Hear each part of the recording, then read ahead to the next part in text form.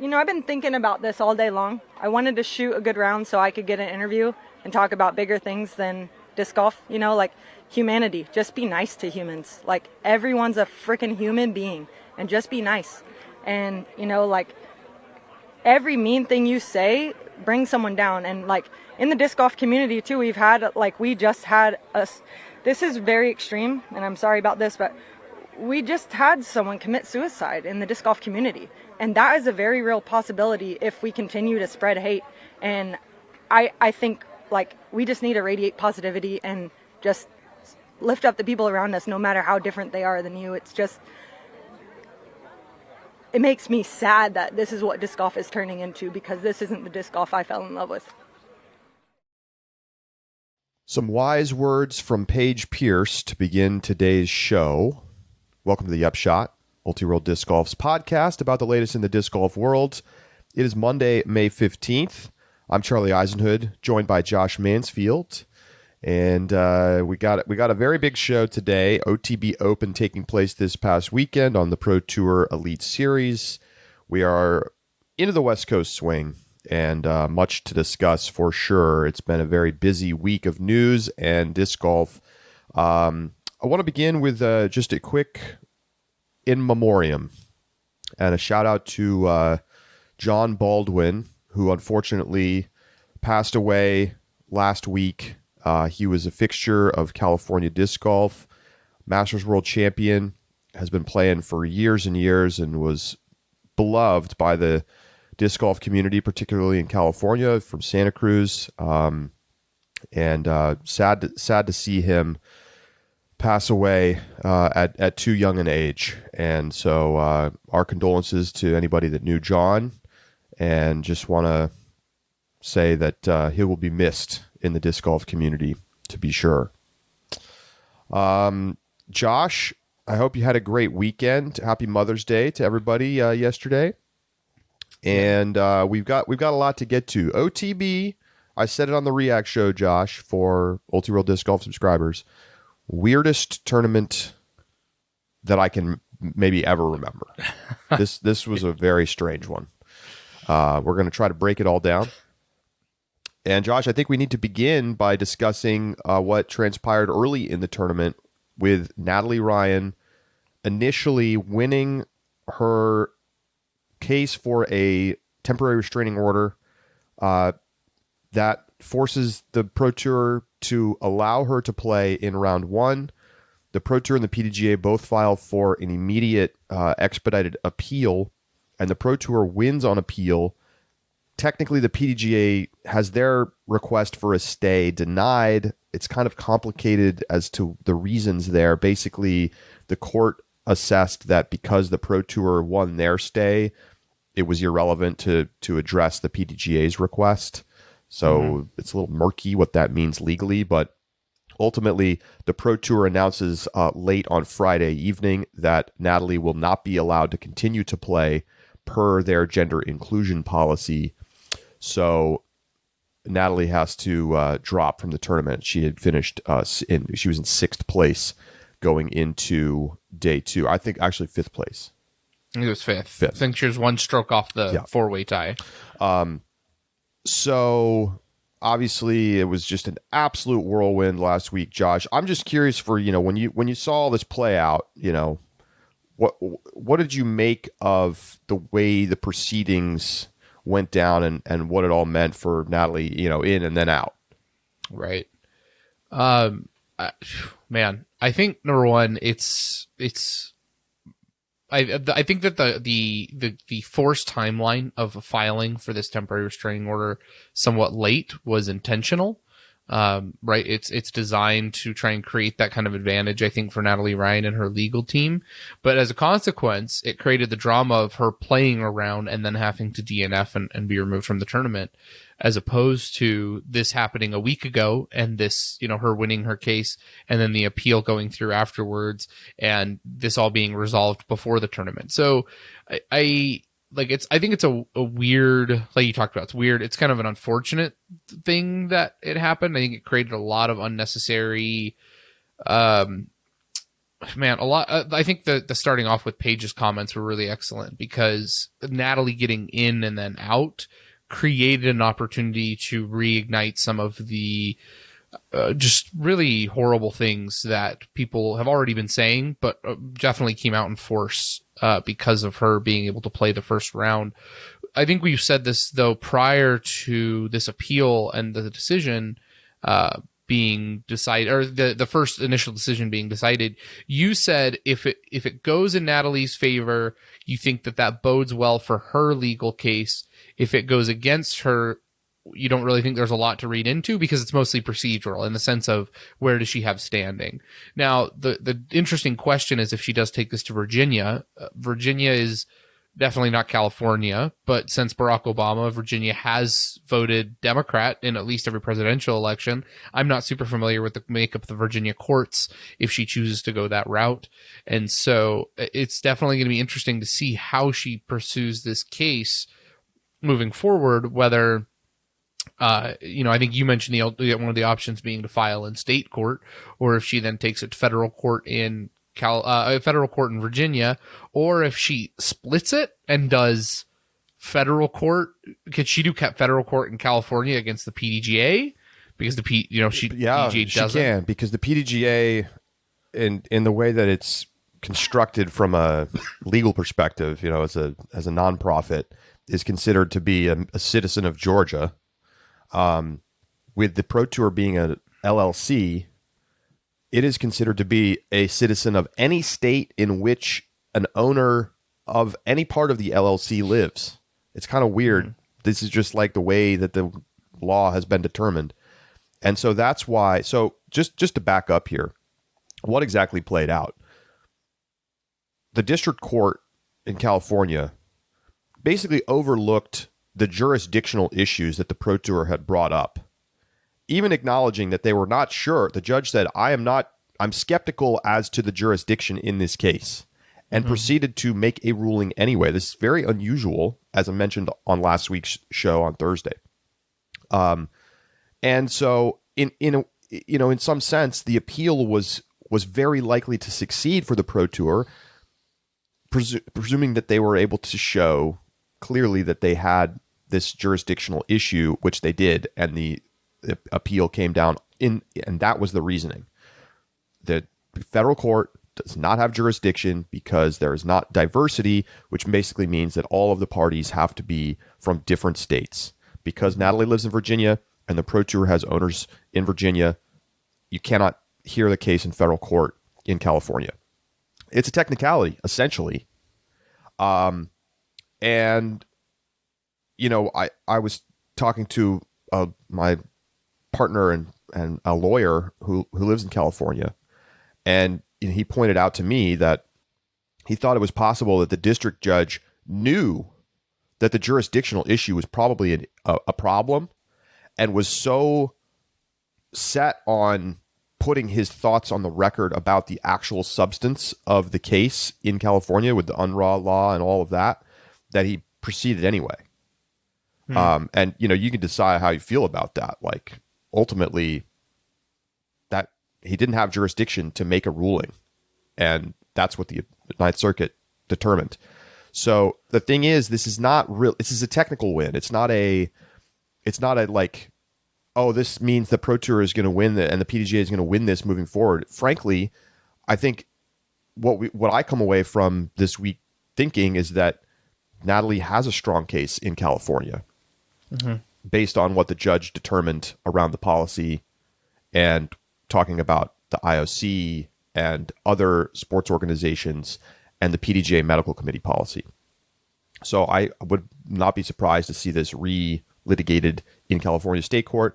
Although, now that the tournament is passed, I don't quite know what that means in terms of the harm and how you would claim that you have harm that's coming to you. I leave that to the lawyers to kind of determine that. But, Natalie's lawyers talked about wanting to potentially file in Minnesota and Vermont, two other states where, you wouldn't necessarily think of Minnesota as super liberal, but there was, as we've discussed, a state court ruling there where a transgender woman powerlifter just won her case against USA Powerlifting in very similar circumstances about being able to participate in the women's division. That is now clear case law. It would suggest that Natalie has an excellent chance to win if she files there ahead of the preserve. I would not be surprised to see that happen very soon. Vermont, obviously, very, very left-wing. Could that create issues around the World Championships? This is certainly not over.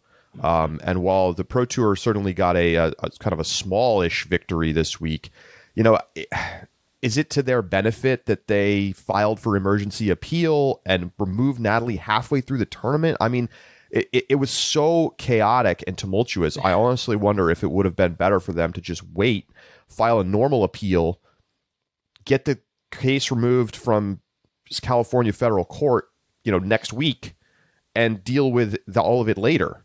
But they didn't choose that option. I'm sure that because of the late filing of Natalie's case, the PDGA and the Pro Tour were like, well, we're going to file for an immediate appeal because we think they totally got this wrong on the jurisdictional issue, which that's what the Circuit Court of Appeals determined.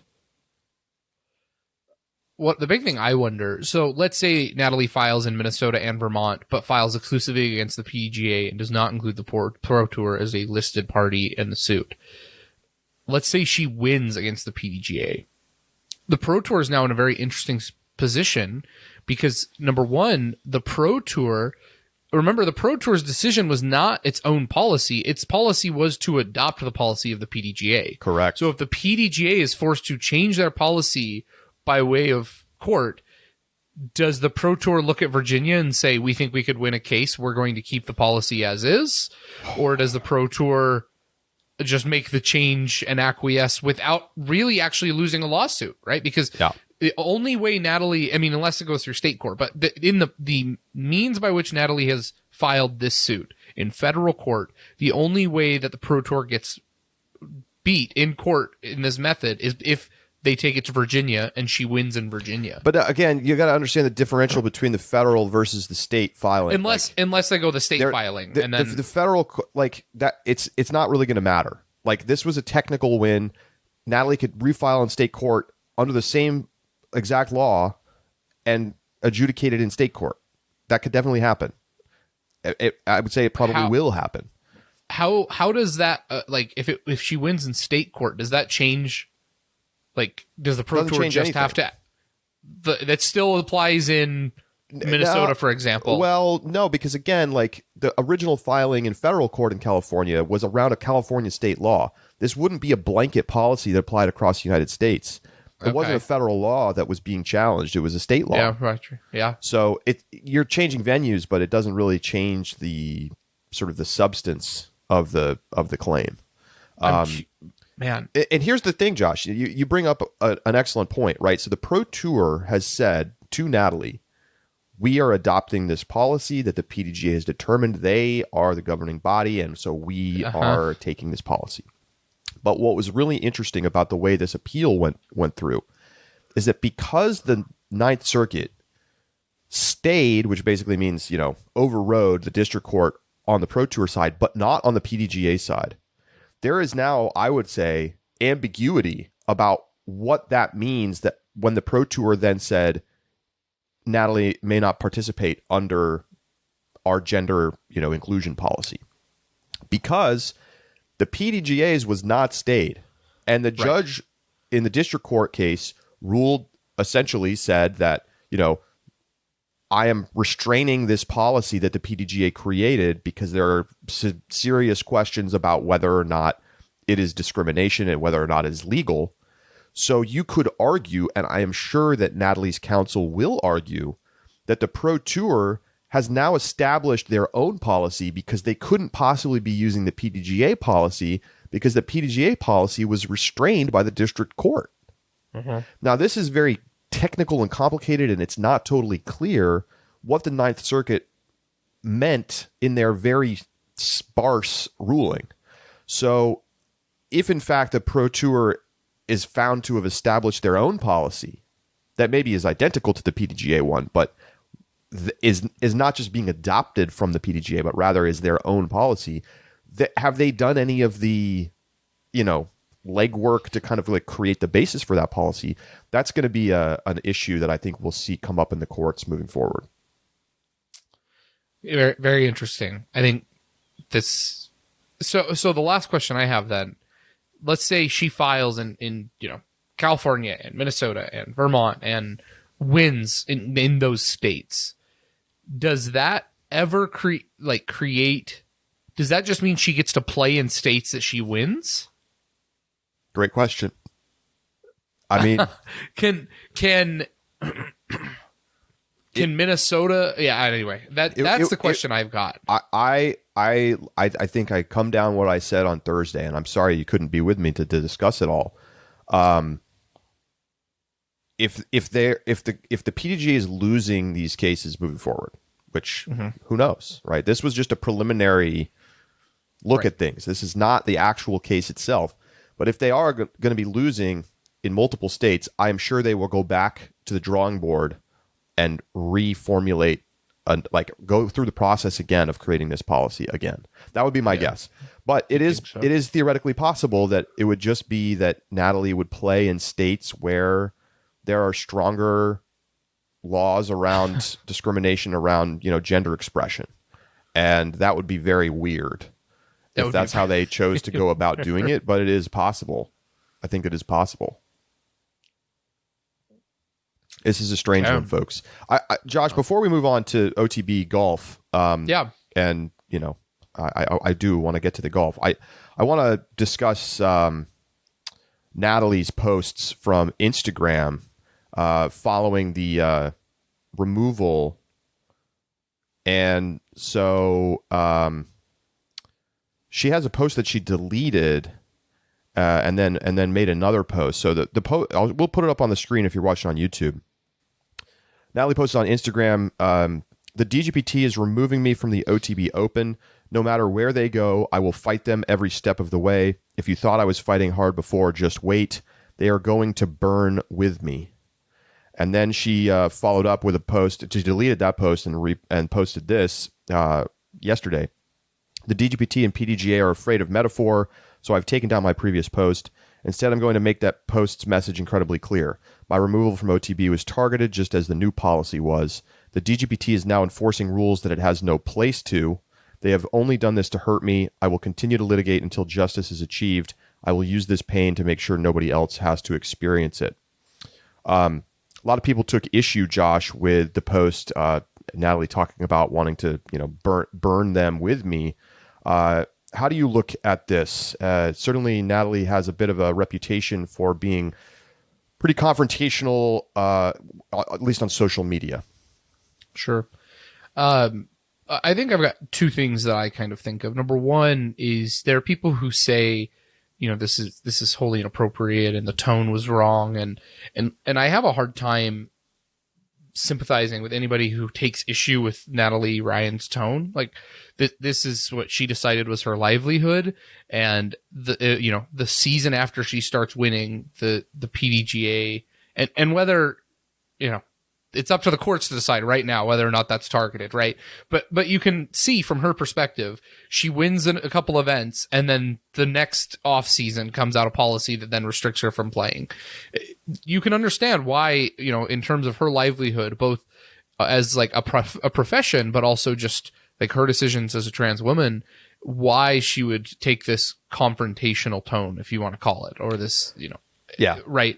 So that on the first part makes sense. And the second thing I've got, I like, there are so many people who I think reacted to that language of burning the PDGA down. I don't know. That is a phrase that you hear referred to institutionally all the time, where people say like they're going to burn down whatever institution. I mean, that is common language that you've heard in protest before, that is referred to, and you can see in different like political demonstrations and messaging throughout history for the past century, when referred to like political and movement and protests against what is, I guess the word I would probably use, tyranny, right, in the eyes of the protester.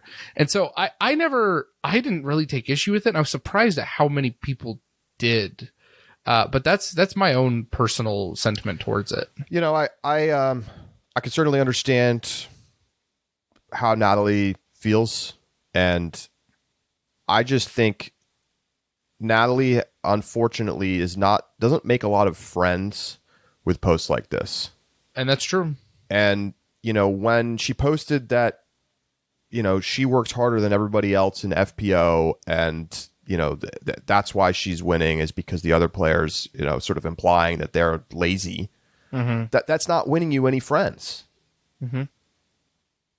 And you kind of need to have friends and people who want to advocate on your behalf out there on the tour, maybe come to your court case and testify on your side. And I don't think these posts do anything to help. And that's a great. Look, you can say I'm tone policing, and maybe I am, but like, you're in a legal battle. Mm-hmm. Your posts are going to be used as part of the legal discussions potentially. Yeah. Making these choices is not helping you. And I don't get me wrong, I understand why she's upset. Who wouldn't be upset in this situation? But I don't think it's benefiting Natalie to say stuff like that, even if it is just a metaphor. Sure. Because the implication is that you want to like tear down these organizations, mm-hmm. the same ones that you're trying to advocate to be allowed to compete in their events. And I don't think it's a good approach to the issue, even if I completely understand why she would feel very upset about it all. I think the difference in what your comments are, and then the comments that I was referring to, a lot of the comments I saw were things like, because Natalie had posted earlier about like posts that involved, I don't remember if they were like on something to do with like compassion, and people were like, were linking that post about compassion to this comment, right? And they were like, oh, look at the hypocrite, this isn't very compassionate of you, and being very, derogatory in that sense. I think it's completely fair to say, though, that this will have potential ramifications in her legal proceedings. Like that, I don't think that's, as you said, tone policing at all. I think that's a great comment. Maybe not, but like, it's just, you're not helping yourself in any way. You're not winning any friends at the Pro Tour and PDGA if you had them in the first place. And, it's just like, if you're going to be alone on the island, it just makes everything harder. Yep. Just great point. Just my thoughts there. So anyway, look, yeah, I'm hoping we don't have to talk about this again for a while. Obviously we'll continue to follow the legal case. If there are notable updates, we'll come back to it. We're going to take a quick break right now. When we come back, we're talking OTB Open, Paige Pierce, right back in the thick of things, getting another win, and Emerson Keith getting his first Elite Series win. Pretty crazy stuff. Don't go anywhere. We'll be right back.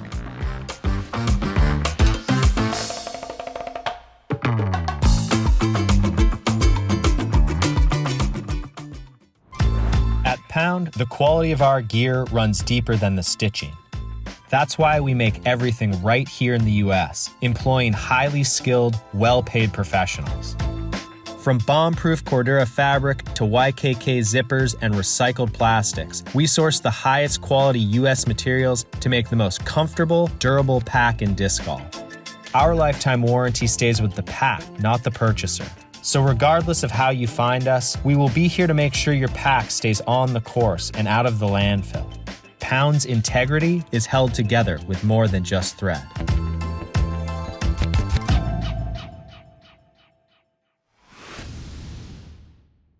Welcome back to the Upshot. So Emerson Keith gets his first ever Elite Series win. And how about this, Josh? He ties Garrett Gerthy for the second most Elite and Major starts before getting the first win on tour. So remember, Double G won 2019 Masters Cup after 73 starts on Elite Series and Majors. Exact same number for Emerson Keith as he wins this weekend at the OTB Open. The player in first, can you guess, Josh? Most events before winning one? When was this player's win? 2019. Oh shoot! You can do it. 2019. MPO. I think I remember this stat. When was it? Is it Drew? It's Drew. It's Gibson. Drew. I think I've heard this stat a couple of times where they mention it when somebody's close to beating that record. 2019 Portland Open. Drew had played 79 events. And so Emerson Keith becomes the lowest rated winner since Isaac Robinson won Idlewild in 2022. He was, at the time, Robinson was ranked 31st. I think that Emerson was 33rd this week. And this is that's also the last time we had a first-time winner was Robinson at Idlewild. And so now Emerson Keith, a one-time winner on tour at the OTB Open of all tournaments. Like, it was so funny. I'm sitting there thinking, I can't believe Emerson is going to win at OTB Open. And then, like, as he's like, they've got the camera right on him as he taps in, and like, you know, his friends are coming over, and they're literally saying, "You did it at this course, like at this course," and I was like, "Yeah, it's crazy." Yeah, it really is. I think this course and the tuning that it's gone through, it is long, but at this point, it's not just. It has technicality to it, and it really rewards players with a really diverse and complete, well-rounded game. And that's something that, you know, props to OTB and the work that they've done. And I guess I really should probably say props to 1,000 Rated Productions and the work that they've done. It sounds a little funny when I say props to OTB. It's like saying props to Innova or something. Like they deserve some credit here, because I think despite its length, it's not just wide open Heiserfest. It is a technical course that requires a well-rounded game. And you saw that in a lot of ways on the leaderboard, and that included Emerson, as well as Aaron Gossage, like we talked about, and some of the other players. So well done on the course design there. Well, and you know, let's talk about like how did Emerson win? Obviously, he had an amazing round 2. Mm-hmm. Shoots the hot round of the weekend. But there's a few things that he did. Number one, he hit his putts. He putted great, over 90% C1, 30% C2, rock solid on the putting green. He was not the best player off the tee. Nope. But he was very good. Wasn't the best putter either. Wasn't the best putter. Wasn't the best driver. Yep. Was very good at not going out of bounds. Yes. Only 3 OB strokes. And that stands out on a weekend where there was one person, Cole Radalin, only run out OB twice. That was the only player to only go OB twice. And then there were a handful of players with only 3 OBs, one of which was Emerson. So avoided mistakes. Played effectively in all parts of the game, and took advantage of Aaron Gossage, who was the best player off the tee this weekend, not being able to hit putts down the stretch of the final round. Yeah, man. That's as ice cold a putting sequence as we've seen from anybody to close out a tournament. It really is, and like you said, I mean, it's just. And now Emerson is at the advantage. Don't get me wrong. You know, a lot of people were talking about Aaron Gossage and the fact that Worlds last year, he was in this situation and he should be able to overcome this pressure because he knows what it feels like. How many times has Emerson been in this situation at Worlds? I mean, that's literally the joke, right? Is that Emerson does this at Worlds year in and year out. And so for him then to be able to really perform well down the stretch, I think there's, you know, when Aaron Gossage throws OB on hole 17 in just terrible OB, Emerson, at that point, Emerson just had so much room to play safe that I think that the pressure was kind of eliminated. But up until then, he'd handled it very well, especially after the bogey that could have been double bogey on, I believe, hole 11. Yeah, and I mean, all around, just it's pretty amazing. I mean, Emerson did have a top 10 back at LVC, but otherwise had been sort of like out of the mix in any meaningful sense. I mean, you know, 111th place at MCO. I think maybe he dropped out there. He withdrew. I remember that now. Okay. 58th at Blue Ridge, 71st at Champions Cup, 30th at Jonesboro. I mean, he's just not in the picture. And he talked about he was dealing with some rotator cuff stuff and, injury kind of limiting him. But it's not like we didn't know that he was capable of putting together, really strong tournament. Mm-hmm. And if you look, he's shot better than 1050 golf over the course of a weekend a number of times. And he pulls it off again this weekend. And it doesn't feel totally out of nowhere for Emerson Keith to win. Maybe given his current form and what we've seen from him lately, it definitely comes as a surprise. But it's not like we didn't think that it was possible for him to play this well. And it's pretty awesome. People have been making jokes that like him and Page combined is the lowest total inches of player to win an Elite Series event ever, both on the diminutive side. And, Emerson's ability to overcome what has to be seen as a physical limitation in terms of like limb length and size when you're seeing these, lanky dudes like Gannon and Burr out there with crazy levers, it's pretty amazing. Isn't Owen shorter than Page? She might be. Could you imagine if Owen and Emerson had won? I think can you get any shorter than that? I don't think you can. A couple of stats from Statmando on this one. This one I think was really interesting. He is the lowest ranked elite major winner since Isaac Robinson, who was ranked 31st. Emerson was ranked 28th going into this weekend. Won at the 2022 LWS Open at Idlewild. Well, I just said that a few minutes ago, so good to know you're paying attention. I looked over and checked. I was looking at scores real quick.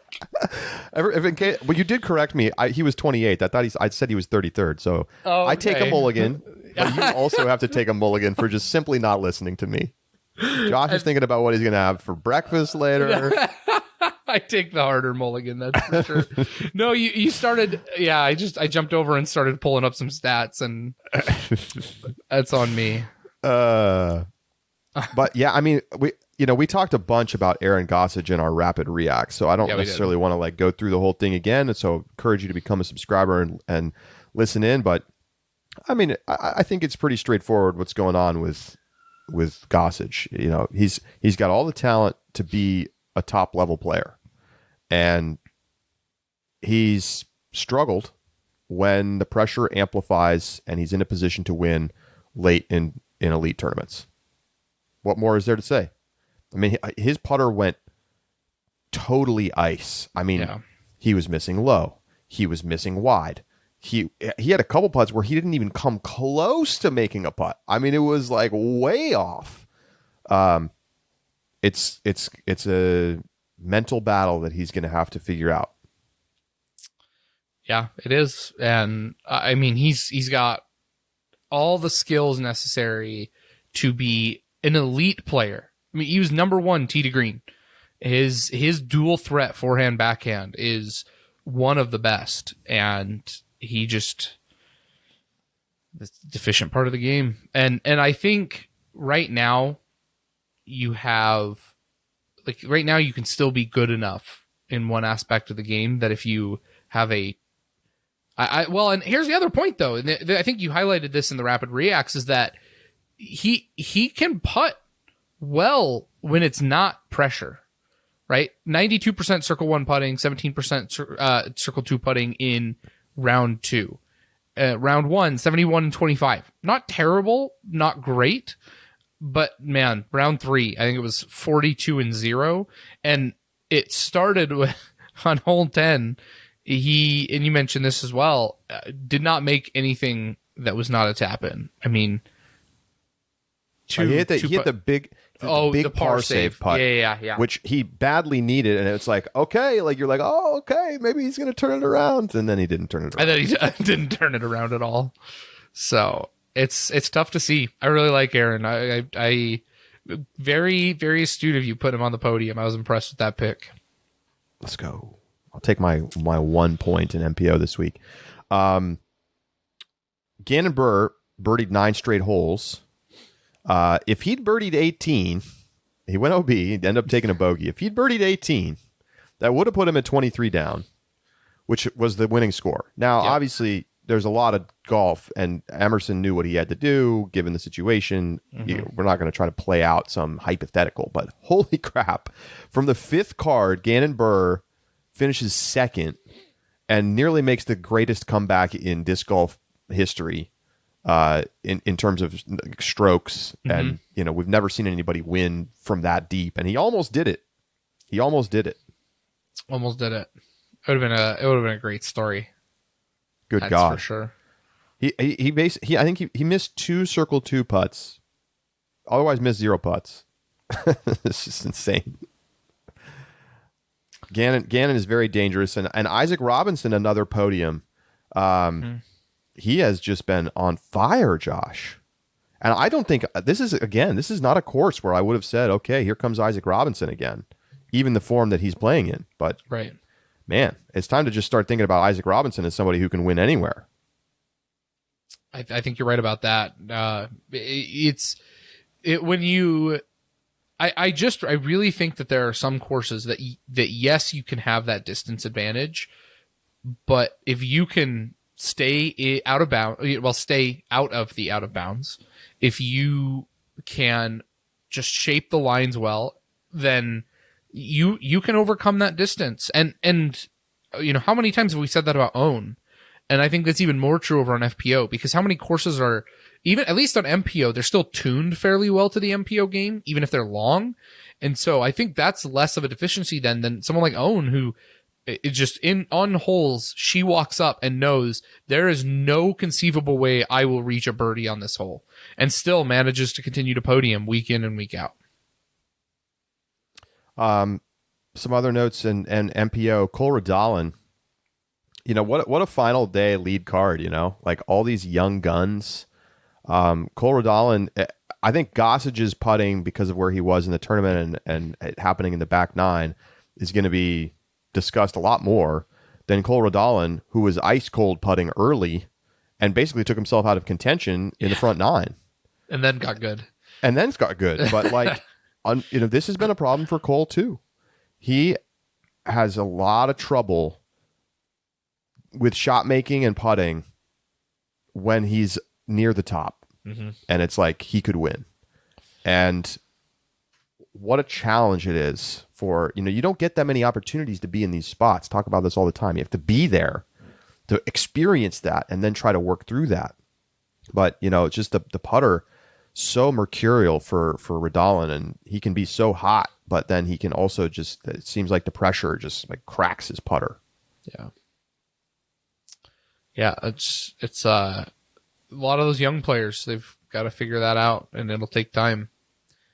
I talked about this on the Rapid Reacts. It's one of my favorite stats that I always watch for.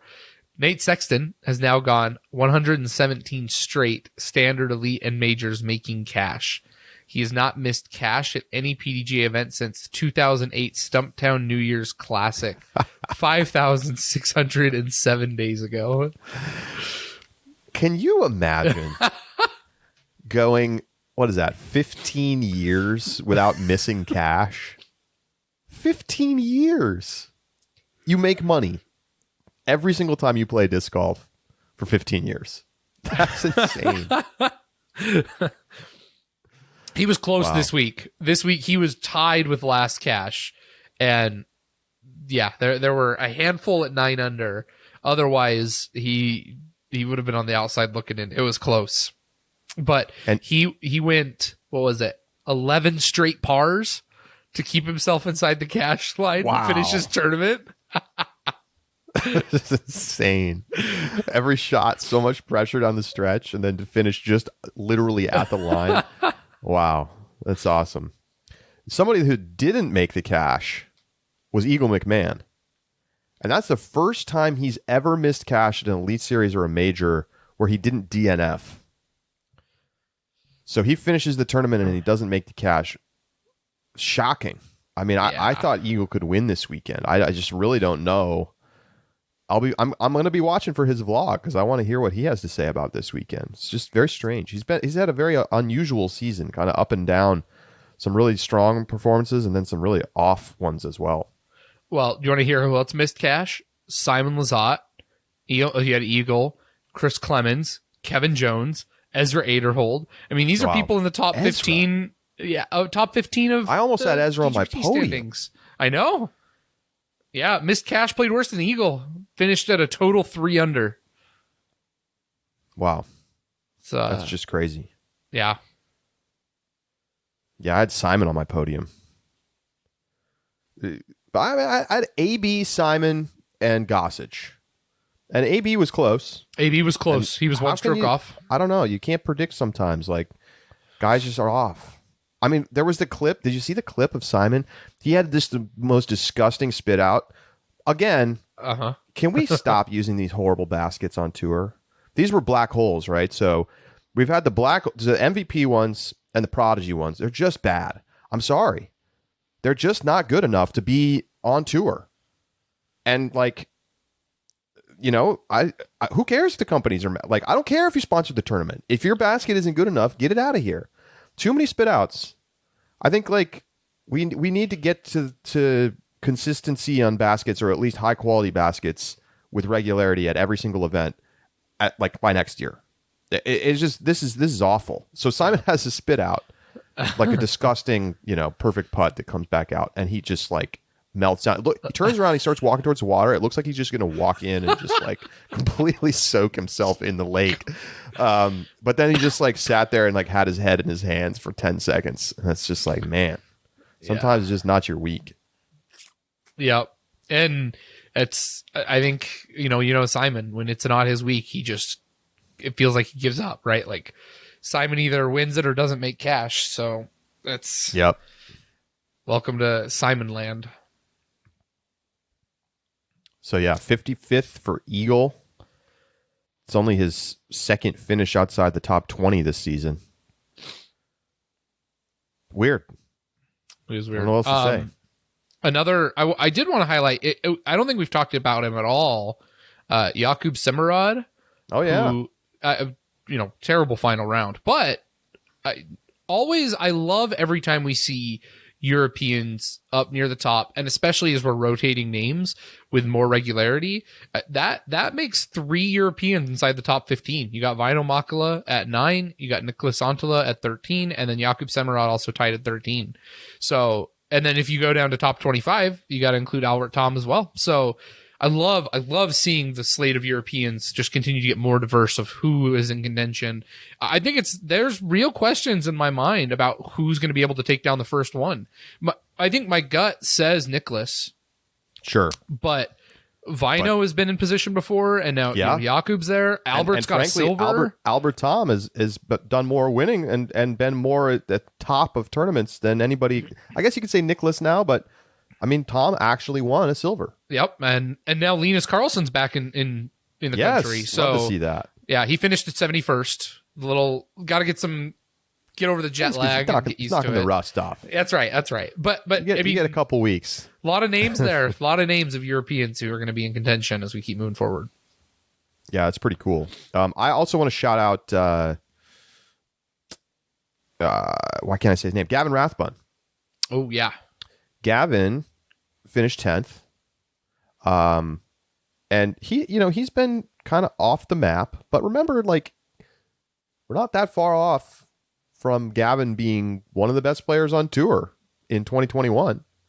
And he seems to maybe have figured some things out. He was kind of like, he missed cash at 3 straight tournaments. And then he pops back up and he wins an A tier and shoots almost 1050 golf doing it. And then he turns right around and shoots better than 1030 golf this weekend and finishes 10th. Maybe he's starting to get back into the rhythm. I would love to see that. It's he's obviously never been quite the same since the injury, but feels like it's just a matter of time, and he's got a lot of talent. Yeah, he does. He really does. So let's turn our attention to FPO, Josh. Yes. Paige Pierce becomes the Well, I shouldn't say becomes the first. She is the only player to have won the same DGPT event on the Elite Series 3 years in a row. And she's now done it 3 different times. So 3 straight years winning OTB. She also did it at Jonesboro from 2017 to 2020, 4 straight times. And then at Idlewild from 2017 to 2019. So Paige comes out in the press conference before the tournament and is like, hey, everybody's talking about, like, I don't have the competitive fire in me anymore. You don't know what you're talking about. She said that DGN was a little tabloidy with the focus on her maybe like losing some of her step. And she comes out and just absolutely dominates. And of course, people are going to be like, oh, well, Kristen wasn't here. Honestly, I think she wins if Kristen's here. I think she was that good. I think you're probably right. One correction, I'd love to hear from Statmando if I'm wrong about this, but I'm looking at Ricky's page right now, and he's got Ledgestone in 2020, 2021, and 2022. Well, it must be only FPO player then. Okay, so must FPO. That makes sense. Yeah. Okay, all right. But this is, remember this. It's so funny because you have people saying like, Paige coming back from a break again off the injury, and this OTB wasn't last year. It was 2 years ago when Paige goes to Hawaii. That's when it was the Hawaii trip. Yeah, she goes to Hawaii, and we're like, man, Paige is just in all sorts of bad shape. And then she shows back up from Hawaii and wins 3 in a row, including just blowing everyone out of the water at OTB. This is whatever happens pre-OTB with Paige, just ignore. Like once Paige hits OTB, that's when you really got to start taking Paige super. I mean, granted, this is their second win though. Yeah, I mean, I think this is the right course for Paige to succeed on. Yeah. I 100% would have had Paige on my podium if I wasn't concerned that she was simply not going to play. Mm-hmm.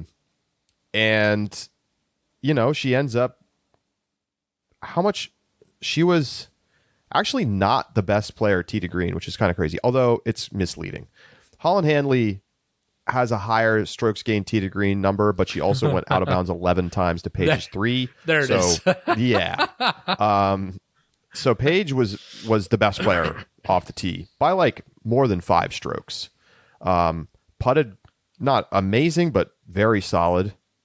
80 and 25. And just looked like the Paige that we know. And what's interesting about the whole thing, Josh, is that she talked about how because of dealing with the arm issues and kind of the nerve tingliness and pain, she wasn't going to be throwing 100%. And look, she goes out there and absolutely shreds it. And it sure has echoes of Simon Lizotte, doesn't it? It does. Yeah, it absolutely does. Paige has so much talent. It's crazy. And when she only goes OB 3 times, plays golf, she is just incredible. So good. This was Paige's 35th Pro Tour Elite Series win.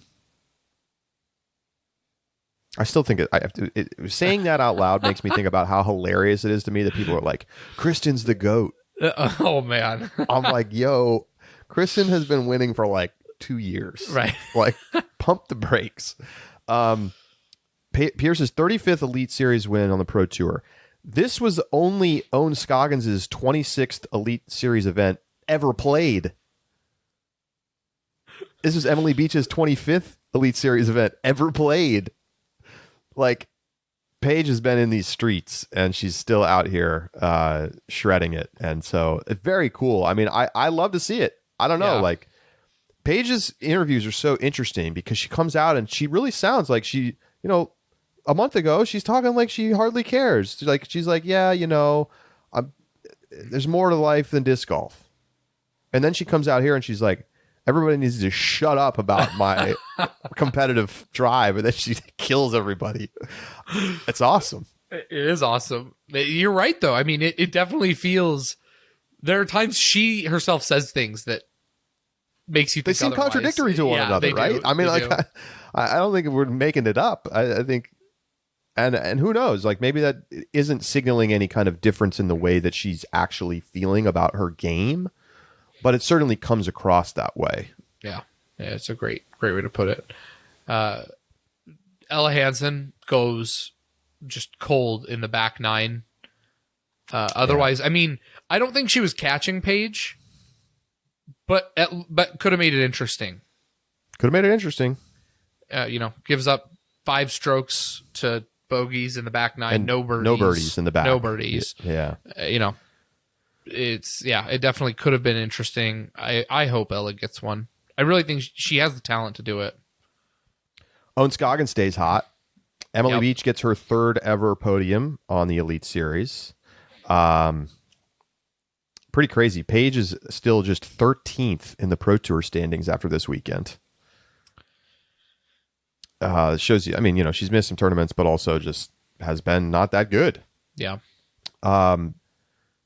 Paige now 34 for 34 when leading by at least 4 strokes going into the final round of an Elite Series or a major. She doesn't blow leads. She's never done that. Okay. Here's a crazy stat. How many majors does she have? 16, 17? 16. I gotta check. But Okay. yeah, it's one of those. She just passed Val Jenkins, so I think maybe she has 17 now. Okay. So let's say you give her 17. Okay. Okay. That would put her at 52 total wins, which means 34 of her 52 wins, roughly, right? These numbers are probably not exact, but if you're just kind of putting some of these stats together, 34 of her 52 wins, she was leading by 4 strokes or more going into the final round. Yeah, I mean, it's probably you think back like 5-6 years ago. I mean, she was obliterating people to the point where it wasn't interesting to talk about the tournaments. It was like she had tournaments like that just a couple of years ago. I know. It's like really since Kristen showed up that things have gotten a lot more interesting at the top. And obviously there's been a lot of other players who have become competitive at the top level. Agreed. In that time. So pretty interesting. Yeah. All right, well, we're going to take a quick break. Josh and I each score 1 point in picks this week. I had Gossage on my podium. Josh had Owen Scoggins. And when we come back, we're going to take a quick look at the Disc Golf Pro Tour standings. We're going to review hole 18. We are going to check in on the PurseWatch. Don't go anywhere. We'll be right back.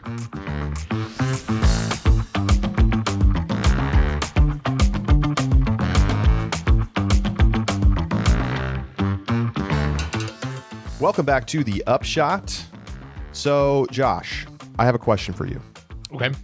Can you guess, without looking, the top 5 players in both MPO and FPO in the Pro Tour standings? If you get more than 8, I will send you a small gift in the mail. Oh, okay. All right. You don't have to name them in one. order. I mean, Right. or it's nice, but you don't have to. Okay, Calvin. Okay, so good job, Josh. You got Calvin. I'm going to get Calvin first. I'm going to jump over. So top 5 in each side? Top 5 on each side. Okay. On the FPO side, I'm going to say it goes Kristen. Yep. Owen. That's right. Owen just took over second place this weekend. Okay. I think she probably passes Katrina. That's correct. Okay. I'm going to give number 4 to... I'm going to say Ella is in the top 5. She is in the top 5. Okay. She's in 5th. Okay. I'm going to stop there for FPO for now. Okay. So I've got 4 on FPO. I've got Yep. Calvin on 1. Yep. How bad did this weekend? Can I look at this weekend's results? No. Oh, I mean, from this tournament? Yeah, Yeah, sure, from this tournament. Sure. Yeah, from this tournament. I allow that. Okay. All right. So we've got, just so I have a reference list, right? Yeah. So we got Calvin, Gannon, Yes. Second. Isaac Robinson. Yes. He just went into 3rd place. That's correct. Okay. If I get 8, I need one more. You got to get more than 8. You have to get more 9 than or 8. I got 10. 9. Oh shoot. Okay. Let's go with James Proctor. Correct. Yes. All right. I need That's one 8. more. I need You need one more on James MPO Proctor's or in FPO. 5th. Okay, so I need both 4th places. Oh, how bad did this weekend hurt Ezra? Because he used to be in the top. I'm going to go with Ezra. Ooh, not going to get the job done. He's in 8th. Okay, so Ezra's dropped. All right, let me think of my FPO pick then. Who is Okay. in fourth? I've got is FPO. You've done Kristen, Owen, Katrina, and Ella. Is You got it 5 Cat seconds Merch? left. Ooh, tough. She's in 9th. Is it Holland Hanley? It's all in Handley. That was gonna be my pick, and I panicked. He choked. Oh, He choked. Dang choked. it. Yeah, so Holland Hanley in 4th on the FPO side. And on the MPO side, 4th place, after having dropped down a spot this week, is Kyle Klein. Easy to forget about Kyle Klein, but yeah, he got the win at Waco. He had a bunch of top 5s, and a little cooler lately. He did drop behind Isaac Robinson. James Proctor moves into the top 5, replacing Eagle McMahon this week. And James Proctor, I mean, we didn't talk about him in our segment earlier, but I mean, he was in 6th place. The man is continuing to play great disc golf. What a guy. Week in and week out. And I would like to shout him out. Polecat World Championships winner. And he comes on the press conference swagged out with the backwards hat and the sunglasses, holding the Polecat trophy. What do they kids say? He got that Riz? I don't know. I don't know. No, I don't know what that means, but I think he's got it. Yeah, I agree with that. That's good for James Proctor. That's so cool. One other what was the other thing? Oh man, But yeah. Anyway, while you think about that, I'll just Yeah. point out the standings are quite interesting.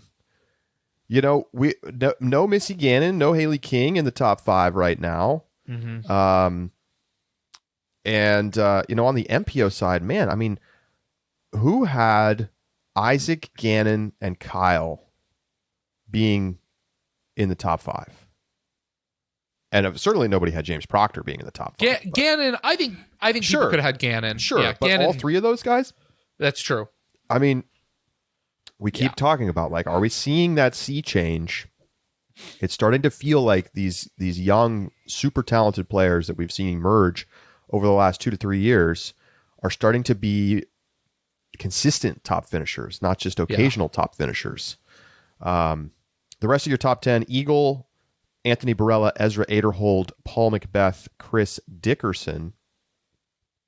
And then on the FPO side, it's Missy, Haley, Jessica Weiss, Kat Merch, and Sarah Hokum. So that's where things stand right now in the Pro Tour standings. Beaver State Fling coming up this weekend. We will preview it a little bit later. Go ahead, Josh. Yeah, I remember I was going to mention, you said you were talking about the Polecat belt, and I wanted to give a quick shout out. I did have this on the Rapid Reacts, but quick shout out to the trophies. I thought they were excellent. I know... You're talking OTB. OTB, yeah, back at OTB. Yeah. I know that Sean Jack is a listener, and so I wanted to give him props. I think the trophies looked great. I want more courses, more tournaments to have trophies that really that tie to the personality of the tournament, right? And they've done the Fox theme on all the MVP discs that they sold. It's the handcrafted. I think it looks beautiful.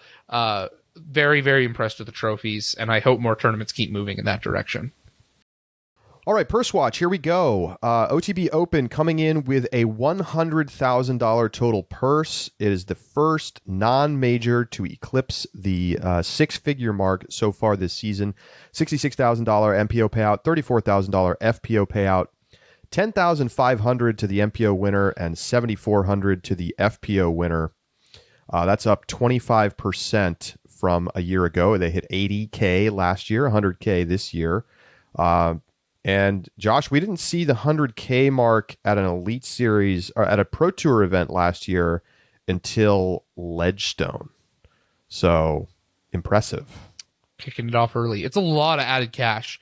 And Sean Jackset talked about that a little bit on the interview, but that's more than half added cash to get to that 100,000 mark. So yeah, definitely a different style, like a different way to get there, i.e. through all the sponsorships and disc sales, but they're definitely showing that this is a model similar to Ledgestone, as they highlighted, that has the opportunity to really increase purse sizes. The top purse still so far this year, Champions Cup, $140,000. Hole 18 reviews. Josh, it was a par 4, had a lot of OB, kind of lining the fairway, and then it gets real tight and it opens up a little bit back again towards the green.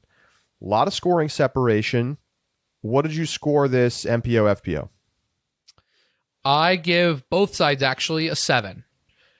Here are the things that I like about it. Number one, I did really enjoy the difficulty of the first shot. I think that there was and some risk reward to it, right? The further you threw, we saw with Emerson, for example, he almost went a little too far, but by throwing so far, the second shot looked routine to him, whereas Gannon goes OB in his second shot because of the difficulty based on the position that he was in. So I think I love that sense. I think it is the opportunity to create drama. I thought it played well for the FPO side as well. My biggest complaints, number one, this is my definitely biggest complaint. I didn't like the look of it. I thought it was like, especially when you're looking at the T-pad angle, like it doesn't look like a hole 18. It's kind of tight, but it's an OB out on that left side. You can kind of see the spectators, but it's hard to see like the finish. I didn't love the look of it. I didn't think it was most aesthetically pleasing as a spectator, or at least as a viewer. And so that to me, I didn't love. There's also like the Zuka post that I think indicated the beginning of that narrow. It was weird because there was like that little stretch that was technically in bounds, but nobody in their right mind would ever try and land in. It's not like you try to lay up into that. So why not just make it an island? It was weird to me in that sense. I guess so you could cross in bounds. I don't know. I don't know why it was like that and why it wasn't just an island. So those are the two reasons that I find it a little bit weird, and I knock it down to a 7. In terms of integrity and scoring, one of the just everything you can ask for in a hole 18. Yeah, and it nailed it on both sides. Like Correct. We didn't really have drama going into 18, but you can't count on that. But the thing is, we saw very consistent scoring spread from birdies all the way to double bogeys, and nicely distributed across both. And it was also one of the hardest holes on the course. I will point that out. So it had challenge, but it was birdieable. It had risk reward. I give it an 8 on both sides because I get the point about the aesthetics. I'm saving 9s and 10s for the turn because I don't think I've given out a single one yet. Have you? I've given out 2. Oh yes, you gave an absolutely fraudulent score to Blue Ridge. You gave MPO a 9 with like the hypothetical corrections to the hole. You gave 9 to Jonesboro as well on the MPO side. I have yet to give out a 9. When we started this, though, I said Jonesboro is one of my favorite hole 18s of the year. You did. I love that hole. So this is my highest aggregate score, 8-8. Okay. Of the season so far, and I think it's because it checks the boxes of the actual hole challenge and offering the opportunity for 2-stroke swings, and I think we saw that, and we didn't get that drama this weekend, but we could have. That's absolutely. I think that's everything. So I do win this week's over under. Yeah. Oh my god. It was 10. Was it 10 strokes that 10 the FPO strokes. player had to have their total score be within the MPO score, and Paige actually had a lower under par score than Emerson. So, kudos to Leonard Muse and all of the folks on the course to get the course well tuned for FPO this year. And this is a lesson to be learned for all tournament directors moving forward at all Elite Series events. This is a very positive trend. Love to see it. That is going to do it for today's show. Thank you so much for tuning in. Please send us your thoughts on anything OTB, whether that's the result in the course, if you have thoughts about the Natalie Ryan case, upshot@ultiworld.com. And we will certainly be reading all of those and probably touch on some in a future mailbag episode.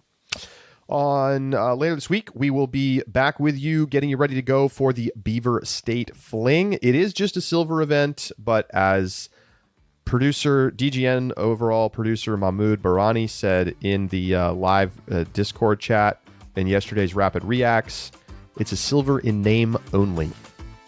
It's a classic. So looking forward to it up in Estacada, Oregon.